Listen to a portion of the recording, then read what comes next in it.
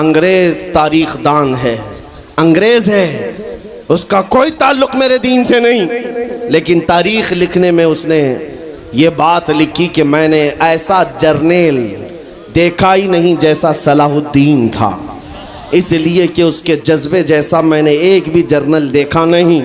एक बार का वाकया लिखा है कि 12,000 की फौज थी सलाहुद्दीन के साथ, 12,000 की फौज थी सलाहुद्दीन अय्यूबी के साथ, और जिस वक्त वो मैदान में उतरा मुकाबिल में सलीबियों की तादाद 4 लाख की थी, 4 लाख की थी। 4 लाख की तादाद देखकर ना वो घबराया ना भागा, पलट कर अपनी फौज से पूछा क्या मशवरा है तुम्हारा, मुकाबिल में उतरे या नहीं उतरे।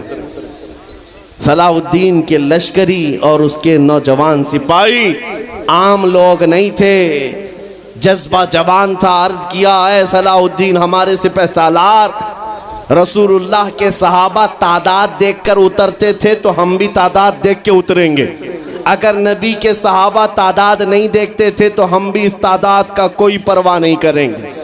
सलाहुद्दीन उनकी बातों को लेकर उतर तो पड़ा। तारीख लिखने वाला अंग्रेज आदमी है, कहता है मुकाबला कर लेना और बात होती है, लेकिन 4 लाख को तितर बितर करके रख देना तारीख की अलग बात होती है।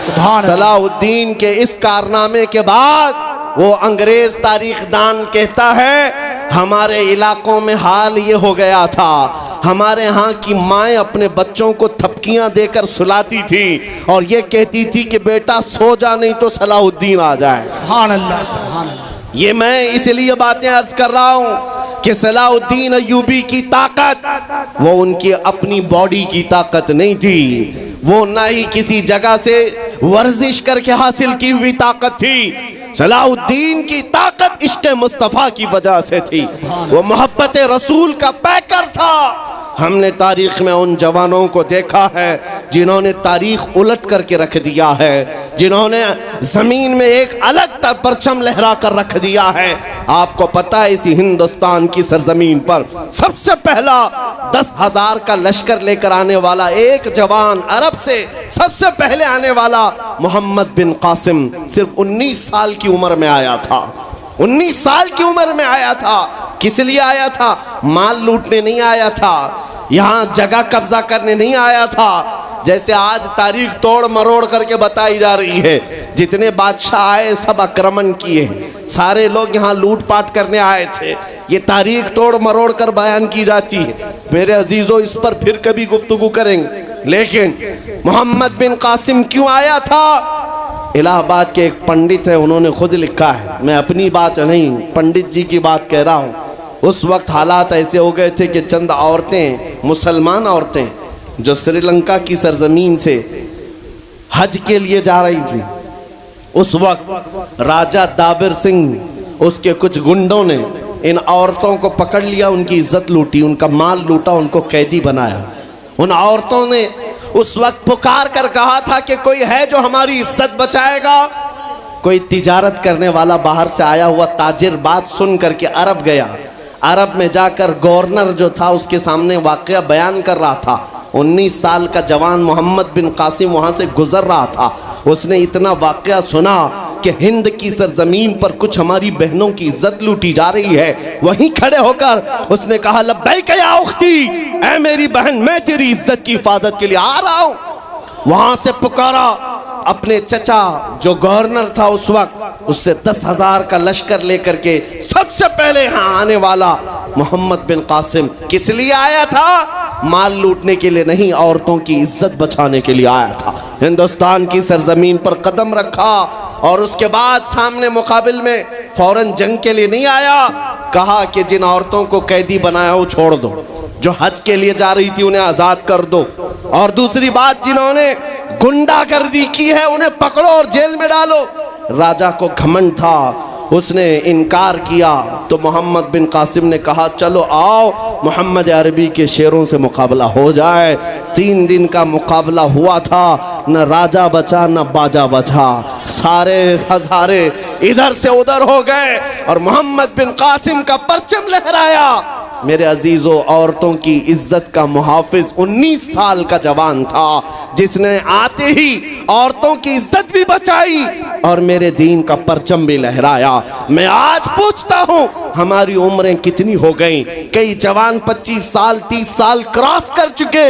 आज बहुत सारी औरतों की इज्जतें जब लूटी जाती हैं, तुम तो मोबाइल में देख देख करके शेयर कर देते हो, वीडियो इधर से उधर फैला देते हो और उसके बाद समझते हो हम बहुत बड़ा काम कर रहे हैं। हर कोई यही कहता है सबको शेयर करो, सबको शेयर करो। काय के लिए शेयर करो? मेरे अजीजों, ये कौन सी जंग लड़ रहे हो? व्हाट्सएप मोबाइल की जंग लड़ रहे हो? तुम्हारे अंदर अगर गैरत बाकी है तो मेरे अजीजों, किसी की इज्जत लुटते हुए देखकर तुम तमाशा नहीं कर सकते। ईमान बेदार करो, ईमान बेदार करो। ये आज हालात क्यों आए? इमाम गजाली की एक बात मैं सुनाता हूँ। बहुत सालों पहले उस इमाम ने कहा था, 1000 साल पहले तकरीबन, उस इमाम ने कहा था जब इस उम्मत के सामने उनके रसूल की तौहीन हो रही हो और उम्मत खामोश बैठी रहे तो चंद दिन इंतजार करें, इनकी माँ और बहनों को बाजार में लाकर नीलाम किया जाएगा, इनकी माँ और बहनों की इज्जत लूटी जाएगी और ये कुछ ना कर सकेंगे, इनके बच्चों को मारा जाएगा और ये कुछ ना कर सकेंगे। मैं आज महसूस कर रहा हूँ हुजूर की गुस्ताखी पर और तौहीन पर खामोश रहने का नतीजा ये है कि अब हमारे घर भी सलामत नहीं रहेंगे।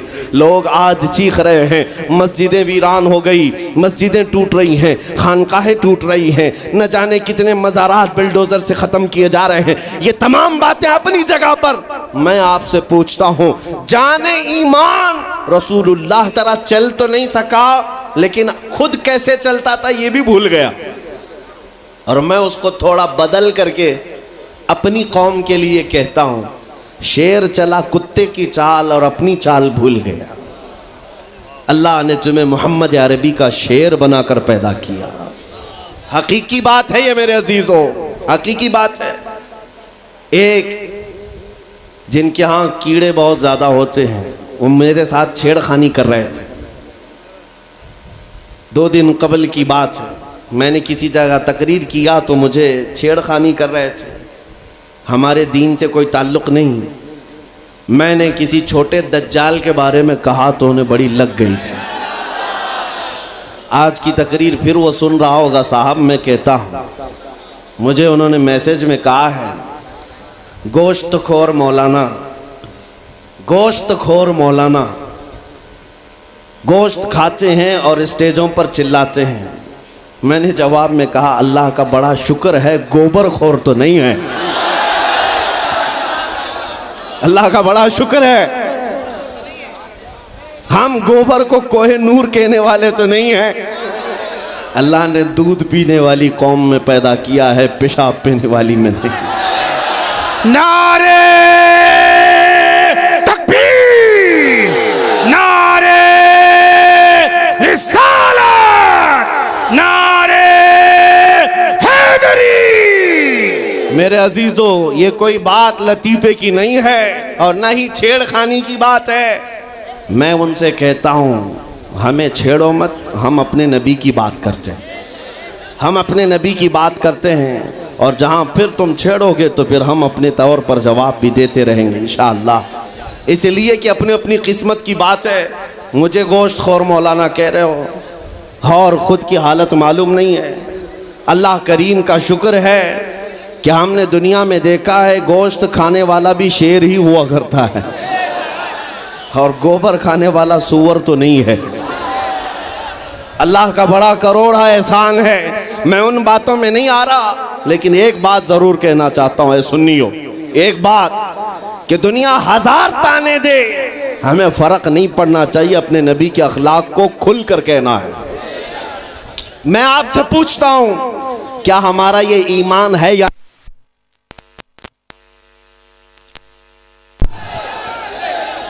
हेलो हेलो, हमारा ये ईमान है या नहीं कि मेरा खुदा सच्चा है, बेशक हमारा नबी सच्चा है, हमारा दीन सच्चा है, कुरान सच्चा है। जब तुम्हारा यकीन है कि मेरा खुदा सच्चा, मेरा दीन सच्चा, मेरा कुरान सच्चा, मेरा नबी सच्चा, तो फिर मेरे अजीजों सर झुकाकर नहीं, सर उठाकर जियो। बेशक सुभान अल्लाह। और तुम्हें हुजूर अकरम सल्लल्लाहु ताला अलैहि वसल्लम के अखलाक पर कभी शर्म नहीं आनी चाहिए।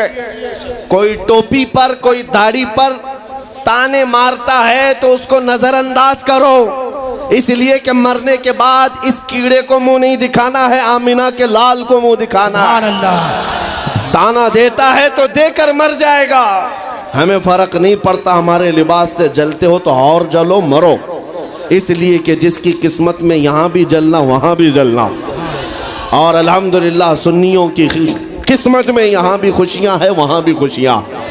हम यहाँ पर हुजूर पाक का जिक्र कर रहे हैं और खुशहाल हैं, अल्हम्दुलिल्लाह खुशहाल हैं, इसलिए कि मुझे पता है हमारी हैसियत क्या है।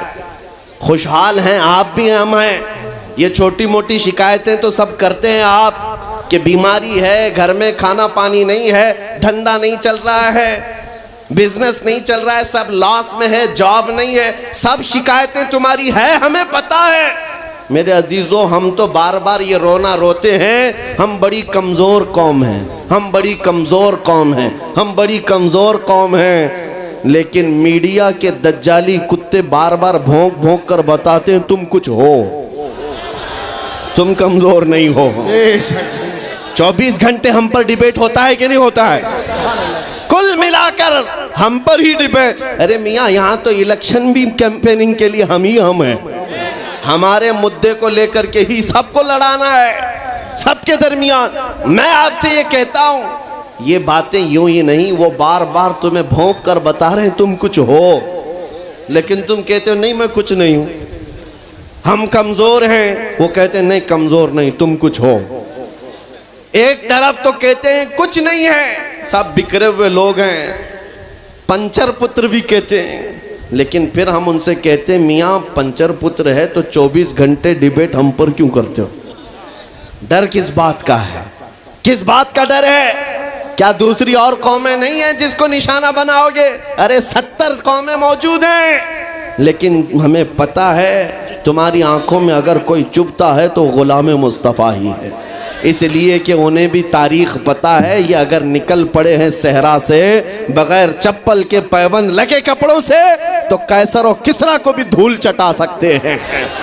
वह दुनिया की सुपर पावर ताकतों को घुटने टेकने पर मजबूर करने वाली कौम वो उमर बिन खत्ताब के शागिर्द थे, सहाबाए कराम थे। दुनिया को तारीख पता है कि ये जिस दिन पढ़ने लग गए खालिद बिन वलीद को, जिस दिन ये पढ़ने लग गए सलाहुद्दीन अय्यूबी को, जिस दिन इनको कोई कहने लग गया कि तुम्हारा कोई शिहाबुद्दीन गौरी भी था, तुम्हारा कोई औरंगजेब भी था, तो फिर ये मुर्दा और मुरझाई हुई कौम दोबारा उठने लग गई तो अच्छे अच्छों की नींद हराम हो सकती है। इसीलिए कहा जाता है मुसलमानों के मोहल्ले में नशा बांटो, मुसलमानों को नशा करवाओ, नशा बेचने वाले यही, नशा करने वाले यही, इसलिए कि ये जब तक नशा में रहेंगे हम सुकून से रहेंगे, और जिस दिन ये उठ गए तो दूसरों के सुकून के लाले पड़ जाएंगे। इसलिए मेरे अजीजों, मैं तुम्हें बेदार करने के लिए आया हूं और दुनिया की नजरों में खटकता रहूंगा, लेकिन मेरे पास जितना भी वक्त मौजूद है मैं खामोश नहीं रहूंगा इंशाअल्लाहुल अज़ीज़। कल को भी अगर मेरी फांसी हो जाए मुझे इस बात की परवाह नहीं है, दुनिया से जाएंगे। हमारे एक के मर जाने के बाद उन कुत्तों से कहता हूं कि इसको ये मत समझ लेना कि इस्लाम खत्म हो जाएगा, मुझ जैसे 1000 कट भी जाएं तब भी हम नारा यही लगाएंगे, इस्लाम जिंदा होता है हर करबला के बाद। नारे तकबीर, नारे रिसालत, शहंशाह खिताबत, शेरे हिंदुस्तान सलमान मुफ्ती सलमान हजारी साहब किबला। सुभान अल्लाह, सुभान अल्लाह। मेरे अजीजों, बात आज ईमान की है। मैंने आज तक किसी तकरीर में किसी को असलहा उठाने की बात नहीं की, मैंने कभी किसी को बंदूक बारूद चाकू तलवार की बात नहीं की, और ना ही हमें जरूरत है। मेरे अजीजों, हम तो चाहते हैं कि तुम इश्क रसूल का जामा पहन लो, हुजूर की मोहब्बत का लिबास पहन लो। मेरे अजीजों, चाकू ब्लेड भी उठाने की जरूरत नहीं, तुम्हारे चलते फिरते देखकर कितने कीड़े फना हो जाए। हाँ, सिर्फ तुम्हारी चलत फिरत से कई कुत्ते नालियों में मर जाएं। सबको समझ में आती है बात। और जिन लोगों ने मुझसे पूछा था बार बार आप कुत्ते किसको कहते हैं, मैंने कहा कोई सुन्नी मुझसे पूछा ही नहीं, किसी ने मुझसे पूछा ही नहीं। ये सारी तकरीरें सुन रहे हैं, आपने पहले ही पूछा तो कहीं ऐसा तो नहीं कि जख्म पर जाकर बात लगी हो। खैर मेरे अजीजों, आपको मैं बारहा बेदार इस बात के लिए करना चाहता हूं, हुजूर के अगर गुलाम हैं तो पूरे गुलाम बनो, पूरे गुलाम। आज के दिन अगर एक नौजवान भी ये अहद कर लिया कि मैंने अपनी मर्जी से बहुत जिंदगी गुजारी है, अपनी लाइफ में बहुत इंजॉय किया है, लेकिन आज के दिन से ये तय करूंगा कि जीऊंगा तो मेरे नबी की मर्जी से जीऊंगा, जिसने भी तय कर लिया, मैं समझता हूं कि ये जलसा वसूल हो गया, हुजूर के कदमों में पहुंच गया। मैं बताओ ऐ नौजवानों, बचा क्या है हमारी जिंदगी में और क्या बाकी है? क्या चाहिए तुम्हें? पूरी दुनिया तुम नाक रगड़ रगड़ कर हासिल कर भी लिए तो एक दिन तो मौत आनी है, एक दिन तो दुनिया से जाना है। सारी दौलत छोड़ कर जाओगे, इस बात पर सबका यकीन है। तुमने खुद अपने हाथों से कितने मुर्दे दफनाए, तुमने कितने लोगों की कब्रों को खुद अपने हाथों से बंद किया। आज जो ये आंखें खुली हैं अचानक बंद कर दी जाएंगी, ये धड़कनें रुक जाएंगी, तुम हाथ पैर भी नहीं उठा सकते, और ये पूरे लोग उठाकर तुम्हें इतनी छोटी कब्र में डाल कर आते हैं जहां करवट लेने की भी जगह नहीं, सांस और हवा के लिए कोई रोशनदान नहीं, खिड़की नहीं। इतने घने अंधेरे के अंदर तुम तन्हा होते हो। उस कब्र के मुतालिक सोचो, वहां मुनकर नकीर जिसके बारे में पूछ रहे होंगे वो ताजदार मदीना की जात होगी। हुजूर के बारे में तुमसे पूछा जा रहा है कि तुम उनके बारे में क्या कहते थे। इसलिए सुन्नियों, आज ही हम तैयारी क्यों ना कर लें कि कल को कब्र में हमसे फरिश्ते पूछें इनके बारे में क्या कहते थे, तो वहां पुकार कर नकीरैन से कहना तुम पूछ रहे हो इनके बारे में क्या कहते थे, अरे मर के पहुंचा हूं यहां इस दिलरुबा के वास्ते। सुभान अल्लाह, सुभान अल्लाह। मर के पहुंचा हूं यहां इस दिलरुबा के वास्ते, है शबे गौर भी उसी गुल से मुलाकात की रात। अजीजा ने गिरामी वकार, आज ले उनकी पनाह, आज मदद मांग उनसे, कल न मानेंगे कयामत में अगर मान गया। सिर्फ मैं तुम्हारे उन अखलाक की बात कर रहा हूँ, बड़े दर्द दिल से कह रहा हूँ। आ जाओ वापस उस नुक्ते पर जहाँ मेरे नबी ने हमें छोड़ा था, आ जाओ उस रास्ते पर जिस पर चलने वालों पर अल्लाह ने इनाम नाजिल किया है।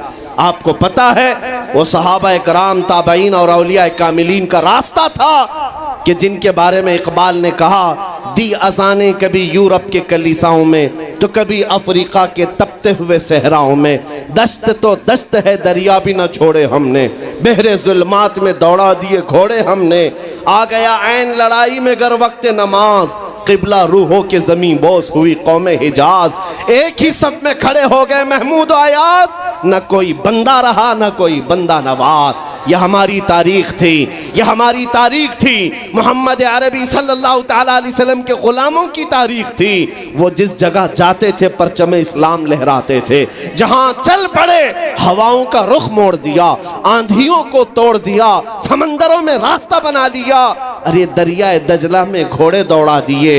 ये नबी पाक के गुलाम थे, दुनिया उनसे खौफजदा थी। क्या था उनका नारा? उनका नारा ये था, टल न सकते थे जंग में अगर अड़ जाते थे, पांव शेरों के मैदान से उखड़ जाते थे, अरे हक से सरकश हुआ कोई तो बिगड़ जाते थे, तेग क्या चीज है हम तोप से भी लड़ जाते थे। नारे तकबीर, नारे रिसालत, देखो देखो कौन आया, देखो देखो कौन आया।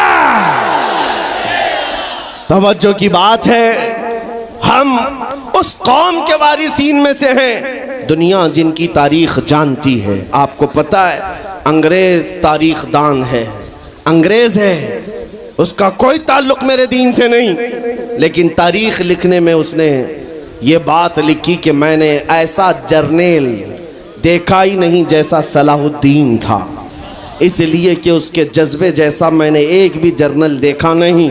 एक बार का वाकया लिखा है कि 12,000 की फौज थी सलाहुद्दीन के साथ, 12,000 की फौज थी सलाहुद्दीन अय्यूबी के साथ। और जिस वक्त वो मैदान में उतरा, मुकाबिल में सलीबियों की तादाद 4 लाख की थी।